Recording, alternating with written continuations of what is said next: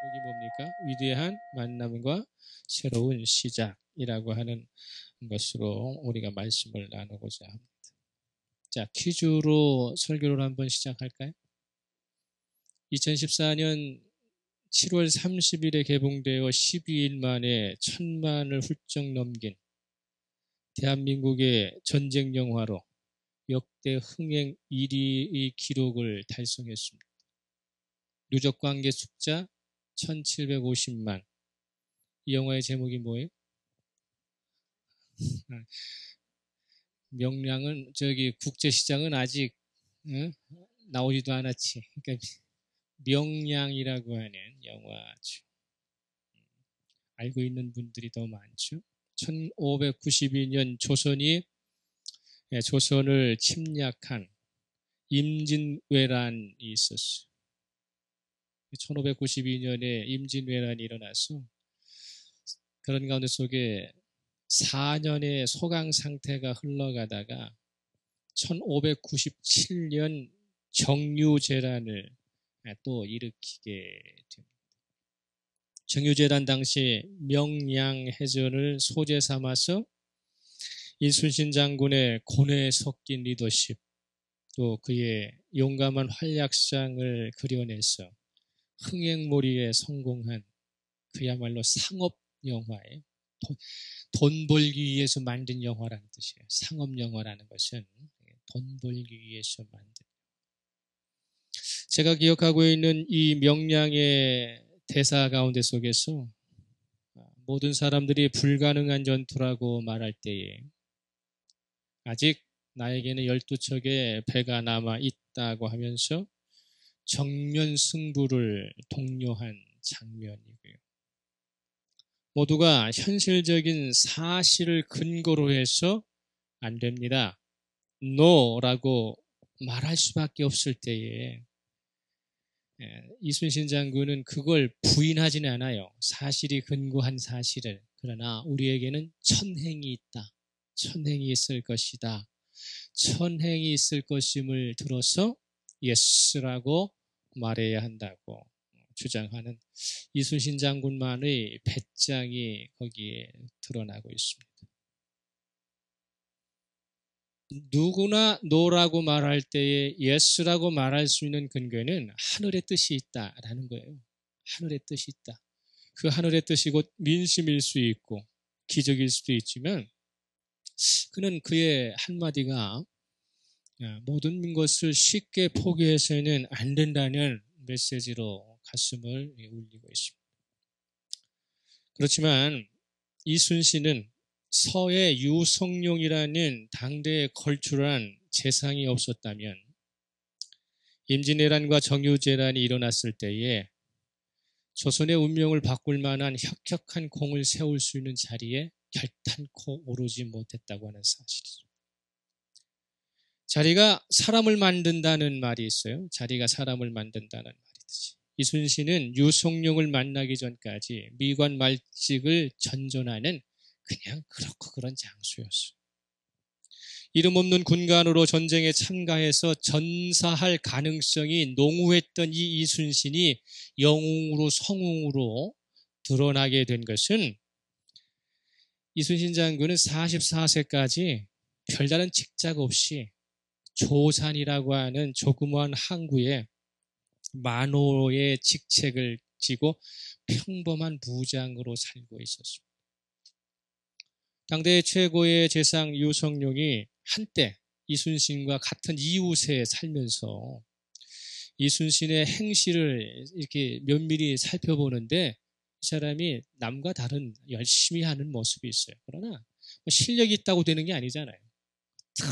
늘 미관 말직에서 그저 그렇고 그런 삶을 사는데 임진왜란이 발생하기 1년 전에 전라 좌수사라고 하는 중요한 목에 유성룡이 남들의 반대를 무릅쓰고 이순신을 거기다 천고해서 그리 보내게 됩니다. 그래서 1년 뒤에 임진왜란이 일어나면서 이순신의 이름이 조선에 알려지게 되는 것이죠. 이순신 장군이 남다른 지도력과 뛰어난 지략을 갖췄다고 할지라도 서해 유성룡과의 만남이 없었다면, 그리고 불행하지만 국가의 정체성을 흔드는 임진왜란과 정유재란이 발생하지 않았다면 이순신 이름의 충무공이라고 하는 유명한 이름이 세상으로 알려질 수 없었다는 것입니다. 우리 사회는 원인과 과정을 무시하고 결과만 중시하는 경향을 선호하다 보니까 성웅 이순신 뒤에 서해 유성룡이라는 사람이 뒷받침하고 있다는 것을 관과해버리는 것이죠. 누구의 어떠한 그런 모함에도 불구하고 이 서해 유성룡은 이순신만큼은 신뢰할 만하다라고 이 조정에서 늘 이순신을 보호하게 되는 것입니다. 유성룡의 지혜와 명철을 간과한 채 이순신의 뛰어남만 지금 포커스를 맞추는 것은 시대적인 잘못이다라고 할 수 있습니다. 어느 신문에서 이렇게 얘기해요. 이순신 같은 장군은 늘 있을 수 있지만 유성룡 같은 인물은 늘 존재하는 것이 아니다라는 말이 있습니다. 저는 그 지적에 매우 깊은 감동. 국난을 만날 때마다 영웅은 어떻게 돼요? 나타나게 돼 있어요.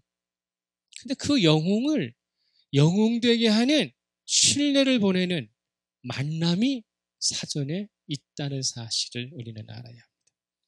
한 사람이 평생 누구를 만나고 또 얼마나 많은 인물을 만날 수 있을까 등등의 질문은 평균치나 가치를 산정할 수 있는 기준이 모호하기 때문에 묻는 자체가 어리석을 수 있어요. 한 사람이 평생 몇 명을 만날 수 있을까요? 누구를 만날 수 있을까요? 라고 하는 것은 그 사람의 여러 가지 유전적 요인, 환경적 요인, 사회적 지위 요인, 여러 요인이 있기 때문에 평균치를 산정할 수 없습니다. 그렇지만 각자의 삶에 지대한 영향을 끼친 사람은 누구인가로 한정한다면 각자는 다르겠지만 대상은 확실히 좁혀질 수 있을 거예요. 그죠? 여자 같은 경우에 남편 같은 경우는 삶에 지대한 영향을 주잖아요. 그러니까 평생 왼수로 살 것이 되고 평생 친구로도 살게 되고 평생 은인으로도 살 수 있게 되고 하는 그런 조건들이 있다. 각자 다르겠지만 혈연과 지연이라고 하는 선천적인 만남을 다시 한번 걷어내게 되면 자신을 변화시키는 인물을 압축하는 데에는 조금 더 쉬워질 수 있을 것입니다. 하늘에서 뚝 떨어진 사람은 없다는 것이죠. 분명한 사실은 모든 사람은 예외 없이 자신보다 먼저 누가 이 세상에 존재했기 때문에 그 다음 내가 존재할 수 있는 것이고요. 그 만남을 통해서 사회적인 존재로 살아가게 되는 것이죠. 내가 부모가 있으니까 내가 있을 수 있는 것이죠. 나를 만나고 나를 사랑한 사람이 있으니까 내가 사랑받는 존재가 되는 것이죠. 오늘 본문을 제가 일주일 동안 이렇게 묵상을 하면서 키워드를 뭘로 정할까 고민하다가 본문 속에서 예수 그리스도의 공생애가 세례 요한의 만남으로부터 시작되고 있다는 것을 주목하게 됩니다. 이 성경 속의 세례 요한과 예수님과의 만남은 두 분 다 30을 전후해서 만나게 돼요. 세례 요한도 30이 또 예수님도 30이 상황에서 누가복음 3장 23절에 예수께서 가르치심을 시작하실 때가 30세쯤 되니라 이렇게 되어 있으니까 세례 요한은 예수님보다 6개월 빠른 사람이기 때문에 이들의 나이는 당시의 기준으로 결코 적지 않은 시기에 만났다라는 것이죠. AD 1세기, AD 20년, AD 30년 시기에 사람들의 평균 수명은요 30을 넘지 못했어요. 수많은 전쟁과 질병이 있었기 때문에 우리 조선시대 세종 때에 평균인 수명이 40이 안 됐어요. 40이. 그러니까 이 두 사람의 만남은 30을 넘어서는 시점에 만나기 때문에 뭡니까? 적당한 때에 그리고 무엇이 완성되려고 할 때였다는 것이죠. 공자는 논어의 위정편에서 30의 나이를 뜻을 확고하게 세워 홀로서는 이립의 나이다. 그래서 이립, 뜻을 굳건히 세워서 독립할 수 있는 나이를 30으로 보죠. 우리가 40은 불혹의 나이라고 그러잖아요. 어떤 유혹에도 흔들리지 않는. 50은 지천명, 하늘의 뜻을 안고 산다. 그죠? 60은 이순, 어떤 소리가 들어도 감정의 분노가 생기지 않는 나이. 이걸 이순이라고 그래요. 60이 넘으면 무슨 소리를 하든지 거기에 휩쓸리지 않는다는 것이죠. 근데 이놈의 세상은 50이 돼도 불혹이 아니고 60이 돼도 말이요. 예? 웬 그런 부분들이 나타나는지 모르겠어요. 근데 세례 요한과 예수님의 이 이립의 30대에 만나셨다는 것이죠. 세례 요한과 예수가 만나기 전 30년은 어떻게 지냈는지 우리는 알 수 없습니다. 30년 동안 세례 요한이 어떻게 살았는지, 예수님께서 30년 동안 어떻게 살았는지는 성경이 설명하고 있지 않아요. 그렇지만 분명한 것은 뭐냐면 세례 요한은 자신이 세상에 온 목적을 이루기 위한 준비를 게을리하지 않고 부단히 노력한 사람이라는 것이 본문 속에서 드러나고 있어요. 마가복음 1장 4절에서 5절을 보게 되면 마가복음 1장 4절에서 5절을 보게 되면 세례 요한이 광야에 이르러 죄사함을 받게 하는 회개의 세례를 전파하니 온 유대 지방과 예루살렘 사람이 다 나아가 자기 죄를 자복하고 요단강에서 그에게 세례를 받더라 이렇게 돼 있어요. 세례 요한의 출현은요, 오늘날로 말하면 센세이션이라는 단어로 설명할 수 있어요. 출현하자마자 급속하게 유명세가 그냥 전파됩니다. 그 당시에 인터넷도 있던 것도 아니고 전자매체가 있던 거나 휴대폰이나 스마트폰이 없었음에도 불구하고 광야에서 세상으로 나오면서 죄를 자복하는 회개 세례를 선포하면서 센세이션이 일어나는 것이죠. 거기 보면은 5절에 보면 뭐라고 합니까? 온 유대 지방과 예루살렘 사람이 다 나아갔다. 그러니까 세례 요한을 모르는 사람이 없었다는 것이죠. 그러면 그의 유명세는 내공이 튼튼했기 때문에 그렇기 때문에 확산의 속도가 빨랐고 그리고 그 힘의 지속력이 길었다는 것이죠. 예수님 또한 세례 요한을 만나는 시점을 당신의 공생의 출발점으로 삼고 있어요. 예수님의 공생애는 어디서부터 시작됩니까? 그럼 세례 요한의 세례를 받는 때부터예요. 그렇기 때문에 주님께서 사생 30년을 준비를 해 오시면서 드디어 내가 이제 예수 그리스도의 복음을 선포하시려고 하는 출발점을 세례 요한의 만남으로부터 시작하고 있다는 것입니다. 우리는 성경에서 보이지 않는 세례 요한과 예수님과의 30년의 세월은 말하고 있지 않지만 각각 위대한 만남을 만나기 위한 준비를 하는데 소홀함이 없었다는 것입니다. 예수님을 만남으로 말미암아 세례 요한은 주님 오실 때까지 그의 이름이 여기에 기록이 되게 되어 있어요. 그렇기 때문에 각자에게 시너지 효과를 주는 거죠. 세례 요한은 예수님 만남으로 말미암아, 예수님은 세례 요한을 만남으로 말미암아 사생에서 공생애로 넘어가는, 그저 밋밋한 만남이 아니라 위대한 만남으로 넘어가는, 네? 굿이라고 하는 선한 삶에서 great라고 하는 위대함으로 넘어가는 분기점은 세례 요한과 예수의 만남으로부터 시작된다고 하는 것입니다. 프로야구 선수가 새로운 시즌을 성공하려면 시즌이 오프된 동계 훈련 기간 동안에 그 사람이 어떻게 훈련을 했느냐에 따라서 그 다음 시즌이 결정되는 것이잖아요. 마찬가지로 준비를 철저하지 않게 하고 새롭게 출발한다는 것은 무엇을 이야기합니까? 준비 없이 출발한다는 것은 결과 또한 바랄 것이 없다는 뜻이죠.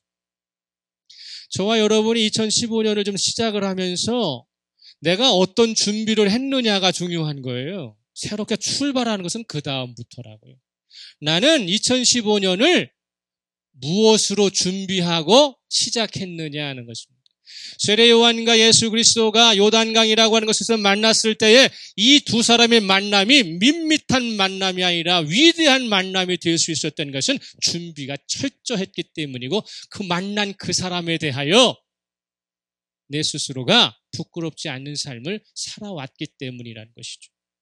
세례 요한은 자신이 사역하는 현장에서 온 세상 사람들에게 인정받는 방법으로 주님을 기다렸고 주님의 만남을 준비했습니다. 주님께서 자신의 명성을 듣고 찾아오시도록 하면서도 세례 요한은 자신의 한계를 분명히 정해놓고 사역을 한 사람입니다. 또 세례 요한은 자신이 주어진 권한 밖으로 절대로 벗어나지 않는 원칙을 철저히 고수했다는 것이죠. 마태복음 3장 13절에서 15절을 보게 되면, 마태복음 3장 13절에서 15절을 보게 되면, 이때 예수께서 갈릴리로부터 요단강에 이르러 요한에게 세례를 받으려 하시니 요한이 말려 이르되 내가 당신에게서 세례를 받아야 할 터인데 당신이 내게로 오시나이까? 예수께서 대답하여 이르시되 이제 허락하라. 우리가 이와 같이 하여 모든 의를 이루는 것이 합당하니라 하시니 이에 요한이 허락하는지라. 세상 사람들로부터 자신이 유명해졌다고 주님 오실 때에 교만하거나 오만하지 않았어요. 제가 당신에게 세례를 받아야 할 터인데 어떻게 당신이 나에게 세례를 받으려 하십니까? 자기에게 주어진 권한과 자기에게 주어진 원칙을 철저히 고수하면서 당기의 사역을 진행하고 있다는 것입니다. 마가복음 1장 6절 한번 보세요. 마가복음 1장 6절. 요한은 낙타털 옷을 입고 허리에 가죽띠를 띠고 메뚜기와 석청을 먹더라. 이렇게 돼 있죠. 유명해졌다고 옷 벗어 던진 거 아니에요. 유명해졌다고 자신에게 주어진 식습관을 버린 것이 아니에요. 사람들로부터 주목받는다고, 사람들로부터 지도자라고 올림받았다고 갑자기 집 바꾸고 뭐 바꾸고 해갖고 탈바꿈한 것이 아니라 있는 그대로의 삶을 여전히 추구하고 있다는 사실을 기억합니다. 여기서 다시 한번 퀴즈 한번 낼까요? 그럼 예수님께 세례를 베푼 세례 요한은 정작 자신은 세례를 받았을까요? 안 받았을까요? 받았다면 누구한테 받았을까요? 예수님도 세례 요한한테 세례를 받았는데, 그러면 세례를 베푸는 이 요한은 세례를 받았어요? 안 받았어요? 받았다면 누구한테 받았을까요? 자기 스스로 했을까요? 예수님한테 세례를 받았을까요? 절대로 그런 성경은 없어요. 물론 사도 바울은 고린도전서 10장 1절 2절에서 형제들아 나는 너희가 알지 못하기를 원하지 아니하노니 우리 조상들이 다 구름 아래 있고 바다 가운데로 지나며 모세에게 속하여 다 구름과 바다에서 세례를 받았다. 이렇게 이야기합니다. 율법의 수요자인 모세에게 속한 사람은 이미 다 세례를 받은 사람이다. 이렇게 사도 바울은 이야기하고 있거든요. 그런데 세례 요한이 갑자기 회개의 세례를 가지고 죄를 용서받는 세례다라고 다시 그것을 베풀고 있어요. 그런데 성경은 그 중요한 것을 세례 요한은 누구에게서 세례를 받았는지를 말하고 있지 않아요. 예수님은 세례 요한에게 받았지만 왜 그런 걸까요? 세례 요한의 세례는 그가 받았는지 안 받았는지는 중요하지 않기 때문이에요. 받았든지 안 받았든지 예수님께는 별로 중요한 상황이 아니라는 거예요. 세례 요한이 세례를 받았든 말았든 그건 중요하지 않다. 왜냐하면 세례 요한으로 말미암아 유행하고 있는 죄를 용서받는 회개의 세례는 예비적 수준에 불과하기 때문에 그렇습니다. 예비적 수준에. 아파트 모델하우스가 아무리 아름답고 거창해 보여도요, 실제로 들어갈 아파트가 존재하지 않는다면 그것의 화려함이 무슨 소용이 있겠어요? 아니, 아파트 모델하우스는 거창하게 줘놨는데 정말로 내가 들어갈 살 집은 없어. 그럼 모델하우스면 아무리 구경하고 온단들 무슨 소용이 있겠느냐는 것이죠. 마찬가지죠. 그러면 다시 한번 묻게요. 예수님의 제자들 중에 세례를 받지 않는 사람은 있을까요? 없을까요? 예수님의 제자들 중에는 세례를 안 받은 사람이 있을까요? 없을까요? 그냥 쭉 하시지 왜 자꾸 질문을 하느냐고 짜증스러워하는 분이. 예수님의 제자 중에는 세례를 받지 않은 사람은 하나도 없습니다. 다 세례를 받았어요. 그러나 제자들이 주님의 뜻을 온전히 깨닫고 진정한 제자로서의 삶을 살게 된 시점은 죄를 용서받고 하는 회개의 세례를 받은 다음에 진정한 삶을 산 것이 아니라, 즉 물 세례가 아니라 오순절 성령의 선물을 받고서부터 진정한 삶을 살았다는 것입니다.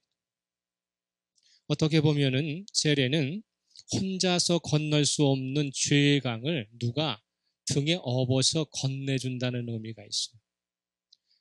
절대로 혼자는 건너갈 수 없는데 누가 나를 업거나 태워서 그 강을 건너가게 해준다라는 뜻이 물세례예요.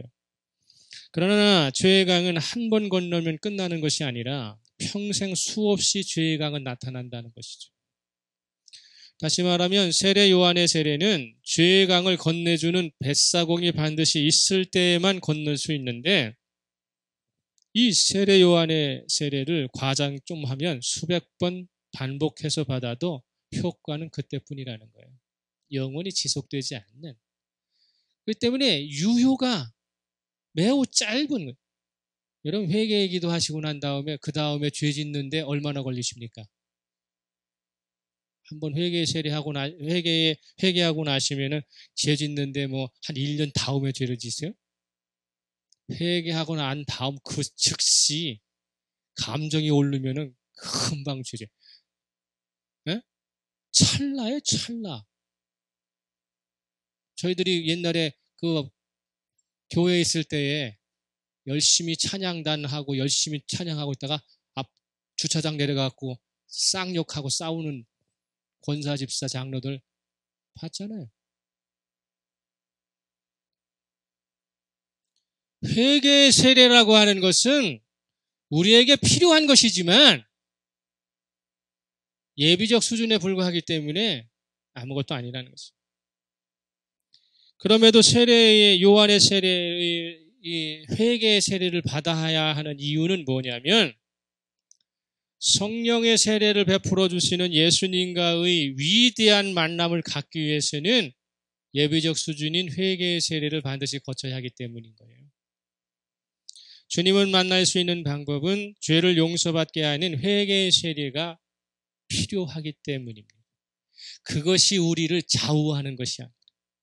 예수 그리스도가 베푸시는 성령의 세례를 받으려면 회개의 세례가 동반될 때에 성령의 세례가 임하기 때문에, 그래서 우리는 성령의 세례를 받으려고 회개의 세례를 열심히 준비하는 것이죠. 세례 요한은 예수 그리스도를 만나기 위해서 준비한 사람에 불과해요. 다시 한번 얘기해요. 세례 요한이 예수 그리스도를 위해 준비된 사람이기 전에 세례 요한은 예수 그리스도를 만나지 않았다면 아무것도 아닌 사람이 되는 거예요. 예수 그리스도 만나지 않는 세례 요한이 무슨 의미가 있습니까? 나중에 예수 그리스도 만나지 못한 에베소 사람들이 사도 바울이 갔더니 요한의 세례만 알 뿐이지 성령의 세례, 예수의 세례 몰라요. 너희들이 누구에게서 이 복음을 받았느냐? 그러니까 에베소 사람들이 뭐라고 그래요? 예, 우리가 요한의 세례를 압니다. 그랬을 때 사도 바울이 그래, 요한의 세례만 알아도 돼, 넘어가자 이랬어요? 다시 말씀을 가르치고 요한의 세례를 받은 사람에게 다시 세례 줘서 성령의 세례를 줬어요. 마찬가지죠. 성령 세례가 중요한 이유는 성도에게 예수 그리스도와 생명적 연합을 맺어주는 유일한 통로이기 때문입니다. 성령으로 세례를 받는다는 것은 그리스도께서 성도를 성령으로 지배할 수 있도록 만드신다는 것이죠. 그래서 성령으로 당신과 하나 되게 하시고 둘째는 성도와 성도 사이를 연결시켜서 예수 그리스도로 모든 것을 통일하게 만드시는 것은 회개의 세례가 아니라 뭐다? 성령의 세례이다. 이 성령의 세례를 주시는 분은 누구예요? 응? 예수 그리스도예요. 예수 그리스도. 그렇기 때문에 마가복음 1장 8절에 나는 너희에게 물로 세례를 베풀었거니와 그는 너희에게 성령으로 세례를 베푸시니라. 할렐루야. 우리가 예수 그리스도 만나는 이유가 거기에 있다는 것이죠. 그래서 고린도전서 12장 13절에 우리가 유대인이나 헬라인이나 종이나 자유인이나 다 한 성령으로 세례를 받아 한 몸이 되었고 또 다 한 성령을 마시게 하셨느니라. 이렇게 되어 있고 또 이 고린도전서 12장 27절로 가면 너희는 그리스도의 몸이요 지체의 각 부분이다. 이렇게 말씀하시는 것이거든요. 착각하지 말아야 할 것은요. 성령 세례라고 하니까 성령이 세례를 주시는 것이 아닙니다. 성령이 세례를 주시는 것이 아니라 예수 그리스도께서 성령을 세례로 주시는 거예요. 성령의 세례를 주시는 분은 누구예요? 예수 그리스도세요. 예수께서 주시는 성령의 세례를 받지 않으면 성령께서 성도의 몸에 내주하지 않으십니다. 이 말은 성령이 내주하지 않는 그리스도인은 존재할 수 없다는 거예요. 로마서 8장 9절에 만일 너희 속에 하나님의 영이 거하시면 너희가 육신에 있지 아니하고 영에 있나니 누구든지 그리스도의 영이 없으면 그리스도의 사람이 아니니라. 그리스도의 영이 없으면 그리스도의 사람이 아니에요. 그리스도의 영은 곧 무엇입니까? 아버지로부터 오시는 성령, 예수에게로부터 오시는 성령이시죠. 성령이 존재하지 않는 그리스도인은 한마디로 부도난 사람이고 꽝이에요. 꽝. 아무리 교회 열심히 다녀도 성령이 그 사람 안에 내주하지 않으면 그 사람은 꽝이라고. 성도가 하나님과 그리스도께 속해 있다는 사실을 확인시켜줄 책임 있는 존재는 성도 개개인이 아니라 성령에게 있습니다. 이 사람이 그리스도인입니까? 아닙니까? 라고 할 때에 예, 제가 그리스도인입니다로 해서 그게 증명되는 게 아니라 그 안에 계신 성령께서 이 사람은 그리스도인이다라는 것을 증명하시는 것이죠.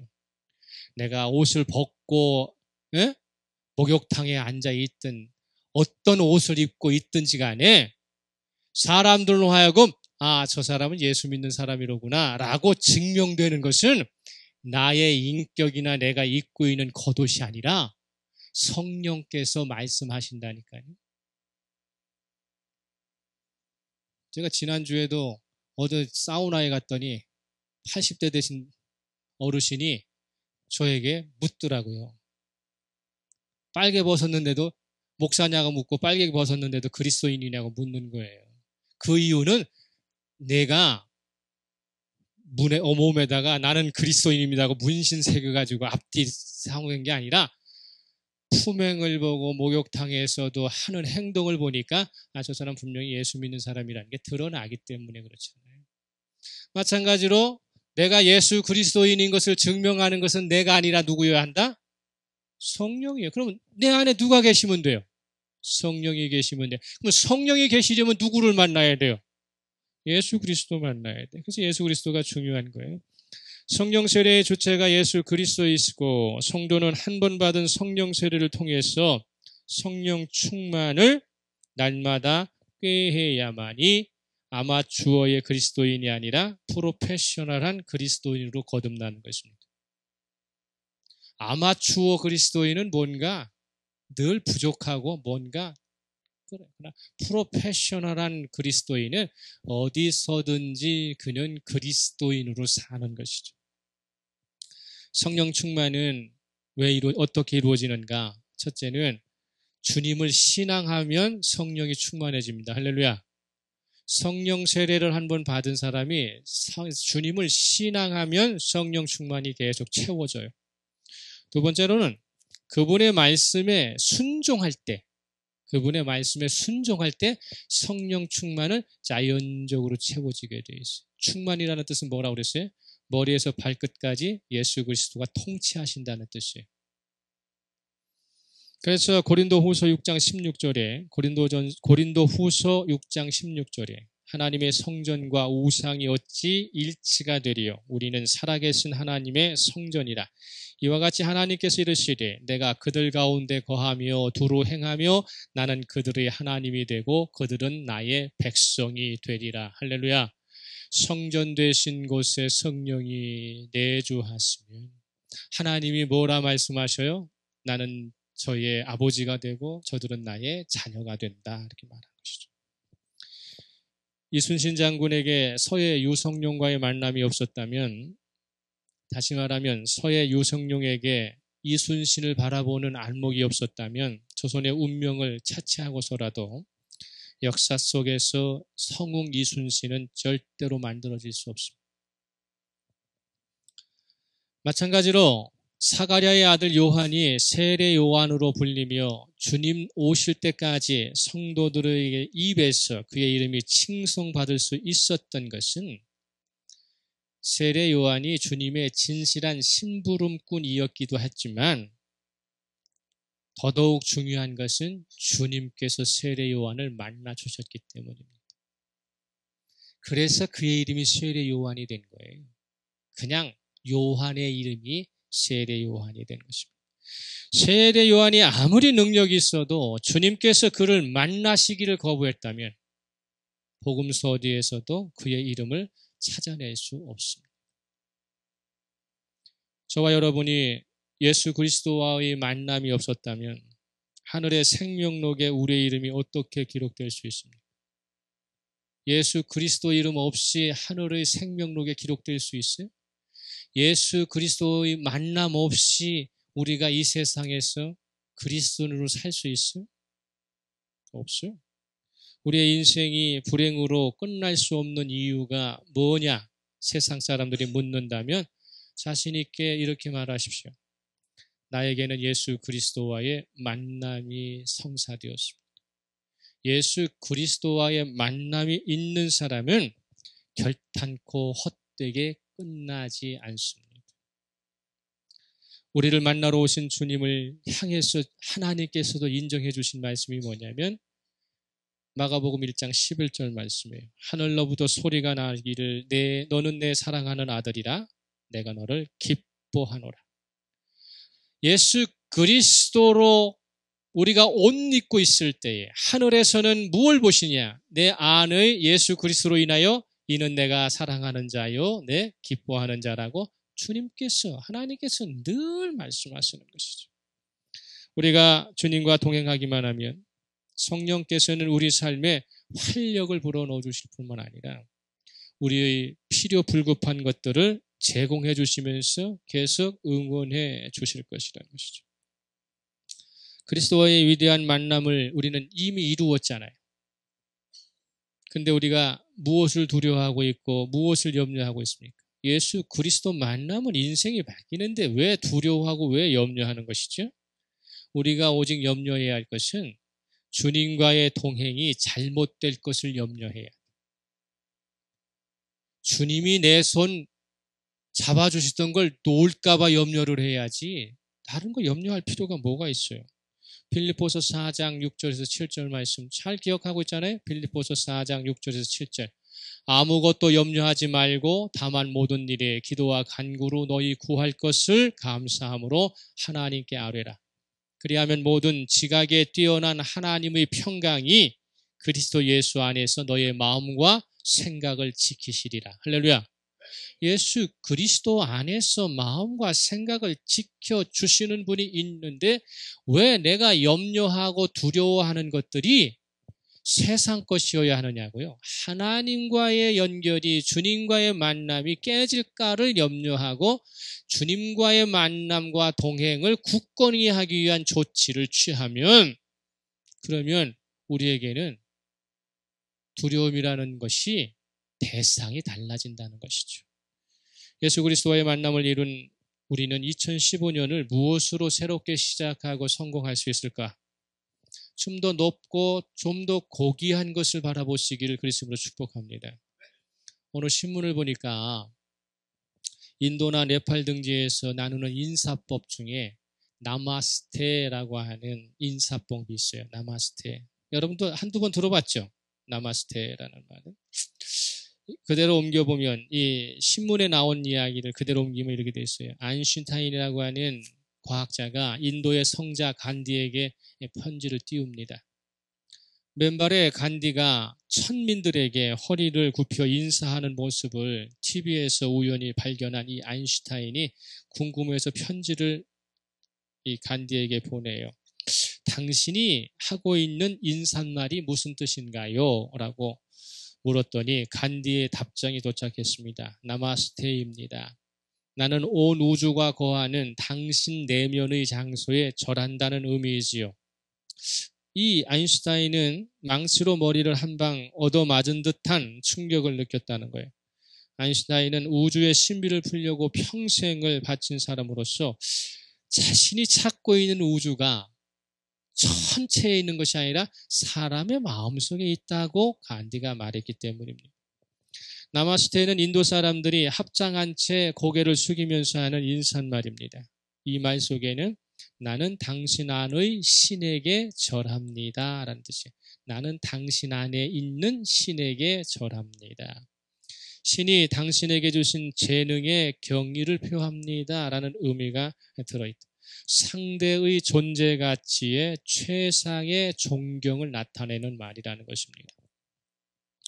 간디는 평소 나마스테의 삶을 실천했다. 그는 빈민굴에 사는 불가촉천민에게 따뜻한 미소를 건넸다.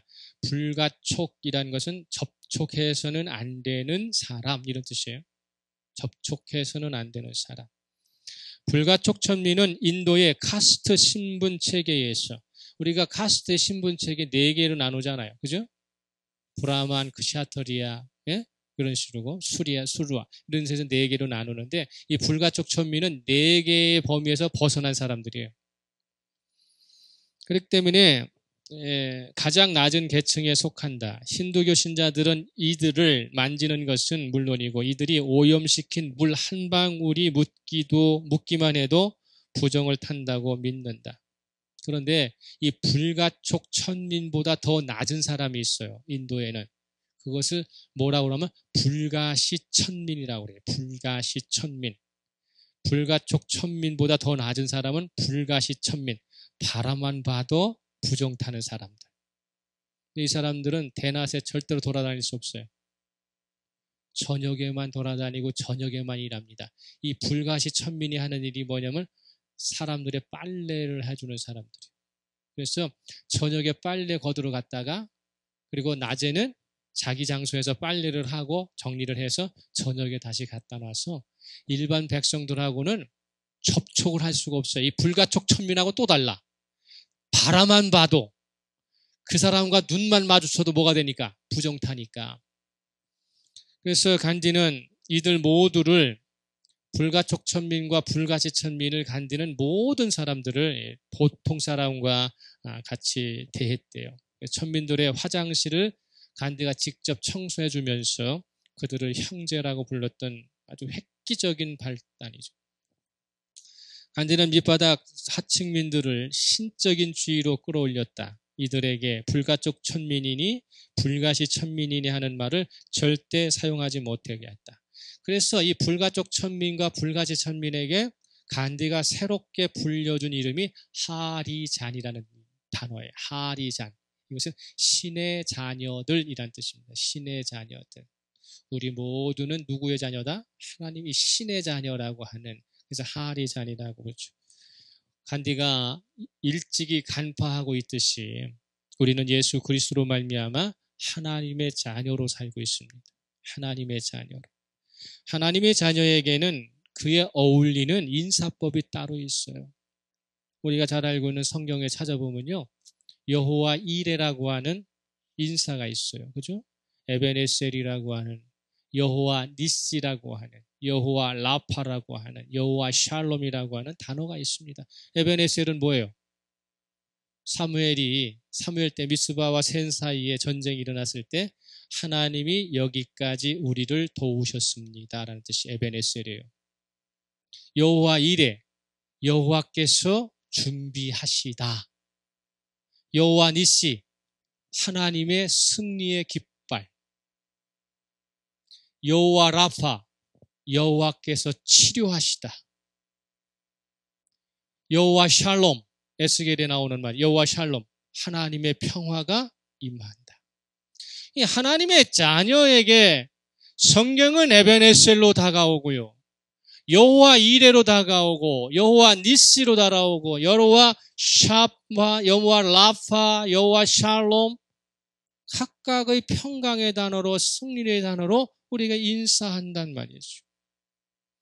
그런데 승리와 평안의 인사를 받고 승리와 평안의 이야기를 듣고 있는 우리가 예수 그리스도의 만남을 통해서 어떻게 합니까? 위대한 만남이 되게 하고, 그 위대한 만남이 나의 새로운 삶이 되도록 나는 오늘도 여전히 어떻게 하나님께 응답하고 있는가를 생각하지 않은 채 산다는 것은, 그것은 문제가 있다는 것입니다.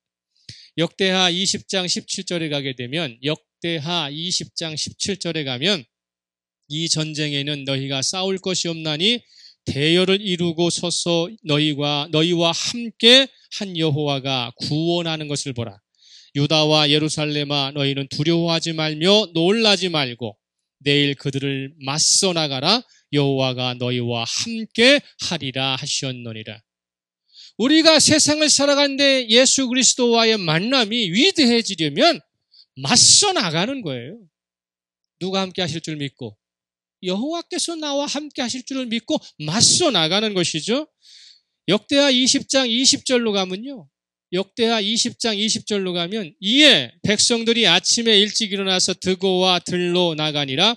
나갈 때에 여호사밧이 서서 이르되, 유다와 예루살렘 주민들아, 내 말을 들을지어다. 너희는 너희 하나님 여호와를 신뢰하라. 그리하면 견고히 서리라. 또 너희는 너희 여호와 하나님 여호와를 신뢰하랬죠. 그 선지자들을 신뢰하라. 그리하면 형통하리라. 하나님을 신뢰하면 그의 삶은 견고히 서는 것입니다. 그분이 보내신 말씀을 신뢰하고 그분이 보내신 말씀 속에 있는 선지자들을, 말씀을 받게 되면 그 삶은 형통해지는 거예요. 이건 성경이 하시는 말씀입니다. 할렐루야. 김장식 목사가 하는 말이 아니에요. 그리스도인에게는 예수 그리스도와의 위대한 만남을 통해서 성령의 역사가 이미 보장되어 있기 때문이죠. 예수 그리스도를 통한 말씀에 대한 순종으로부터 새로운 시작은 알찬 열매를 기대합니다. 여러분, 성서정과 보내서 보는데 그거 하기가 쉽지 않아요. 그냥 한 구절 읽고 끝나는 게 아니야. 그죠? 그런데 양심에 한번 손을 놓고 일주일 동안 나는 하루도 빠지지 않고 열심히 읽었다는 사람, 그냥 마음으로만 손들어요. 그 자그마한 노력도 기울이지 않고서 나의 삶에 위대한 일이 일어날 거라고 희망하는 것은 조금 부끄럽다는 거죠. 말씀을 내가 손에 붙잡고도 활용하지 못하면 어떻게 됩니까? 마지막으로 골로새서 3장 16, 17절 찾고 끝냅니다. 16, 17 찾으셨어요? 다 같이 읽겠습니다. 시작. 그리스도의 말씀이 너희 속에 풍성히 거하여 모든 지혜로 피차 가르치며 권면하고 시와 찬송과 신령한 노래를 부르며 감사하는 마음으로 하나님을 찬양하고, 또 무엇을 하든지 말에나 일에나 다 주 예수의 이름으로 하고 그를 힘입어 하나님 아버지께 감사하라. 할렐루야. 예수 그리스도와의 위대한 만남은 그분의 이름으로 세상을 사는 거예요. 주 예수 이름으로 하고 내가 그분의 이름으로 삽니다 라고 하는 것은 내가 그분과의 위대한 만남을 갖고 있고 날마다 새로운 삶을 살 수 있습니다라는 뜻입니다. 간디가 간파했던 것처럼 나마스테, 당신들은 신의 자녀라고 인사했던 것처럼 우리 중에 불가촉 천민이 어디 있고 불가시 천민이 어디 있어요? 하나님의 자녀밖에 없습니다. 하나님 자녀가 하나님께서 지키지 않으시면 누구를 지켜주시겠습니까? 2015년 새로운 시작이 주님과 동행하는 저와 여러분 되시기를 예수 그리스도 이름으로 축복합니다.